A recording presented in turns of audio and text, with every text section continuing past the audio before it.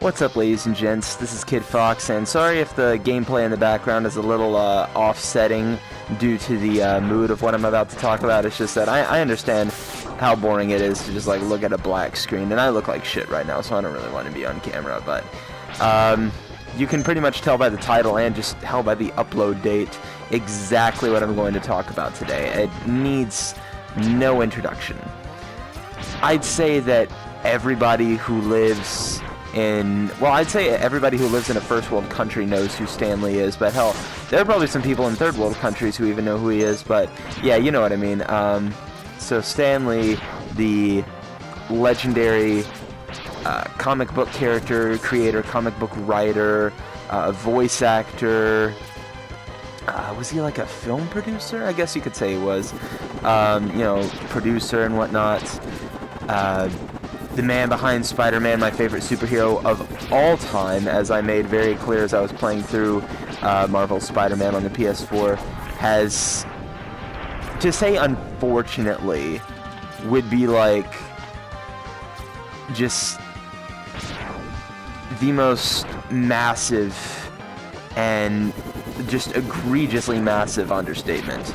Has unfortunately passed away today at the age of 95. So I'll start off by saying this: 95, that is a great life. I mean, honestly, the average age, I think, that people usually pass away nowadays, just from what I've seen, is like 80. So to live that long is absolutely incredible. And it just shows how, healthy he was and how good a shape he was in. So what really is there to say? I mean, obviously, just like many others, I was heavily inspired by his stories as a kid, mainly of Spider-Man, because, well, you had stuff like Superman and Batman and whatnot. You got Superman, who's good-looking and just naturally strong and can pretty much do anything, and Batman, who's rich as fuck, pretty much born into being rich, has everything going for him, aside from parents dying, which I'm sure nobody knows about that backstory. Spider-Man, on the other hand, he had a lot of tragedy as well, but he was, the nerdy character. He was the I don't know if I'd say less fortunate, but, he was just your average Joe type of dude, trying to make it through high school or trying to make it through college, trying to balance that with a job, trying to get the girl that he wants, but, struggling with what type of person he is, like how he's not the conventionally attractive type of dude. And I could heavily relate to that as a kid. And just watching Spider-Man just take on these huge challenges and succeed made me think, since I can relate to him so much, maybe I can do that too. And that gave me a lot of motivation to be myself as a kid and to take on a lot of those challenges. And honestly, it's not just as a kid, because he inspired me so much as an adult too, after I started to learn about the struggles that he went through trying to get Spider-Man published in the first place. Like, I'm not sure how many of you know, but when he was talking about trying to get Spider-Man published, his publisher was like, oh, nobody's gonna like this Spider-Man shit. People hate spiders. It's not gonna be successful. It's gonna be a total failure. But he didn't listen, and he did it anyway. He published Spider-Man, and it became, I'd say, one of the 3 most recognizable superheroes in all of history. And just that drive, like that what's the word? I guess unfazed?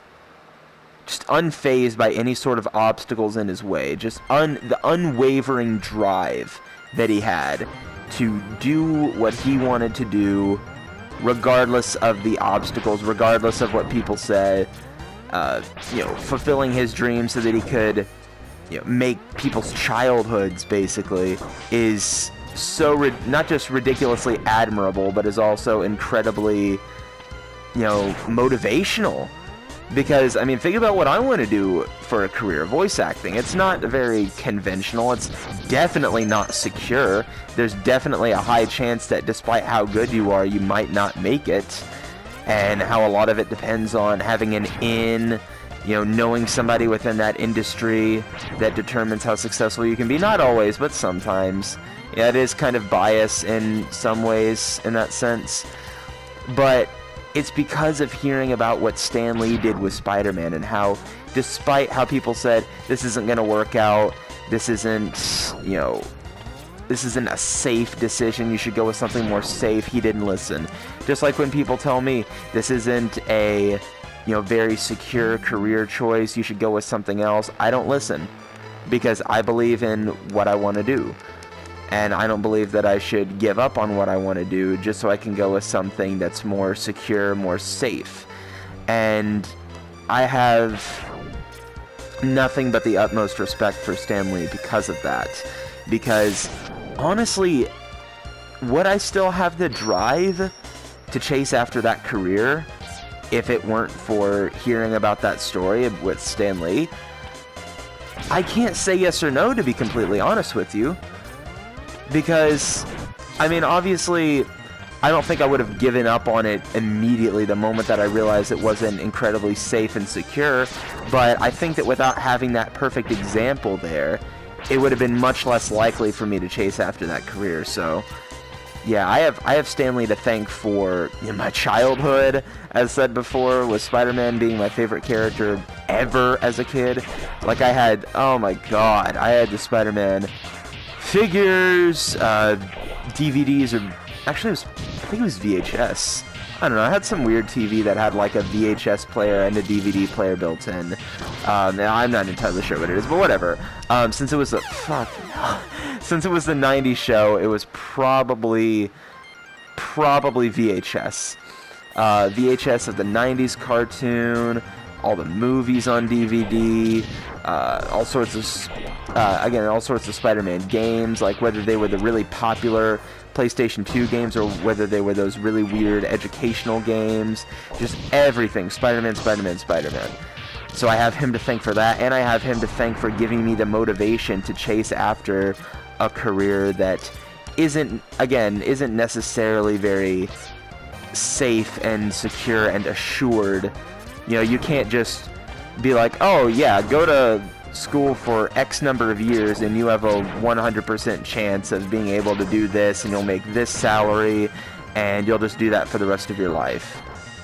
So I have him to thank for that as well. Just, okay, honestly, we should really think about this. It is incredibly sad that he's passed, without a doubt.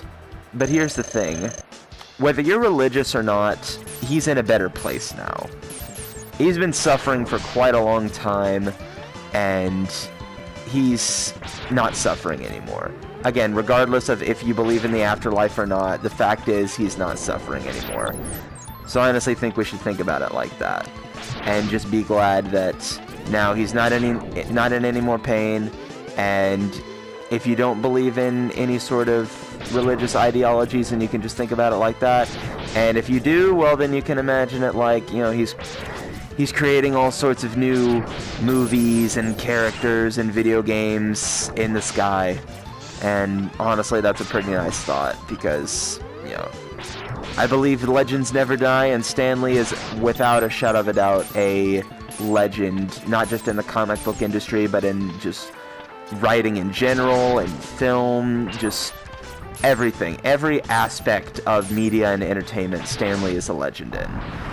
So, with that being said, thank you everybody so much for watching, and rest in peace, Stan Lee.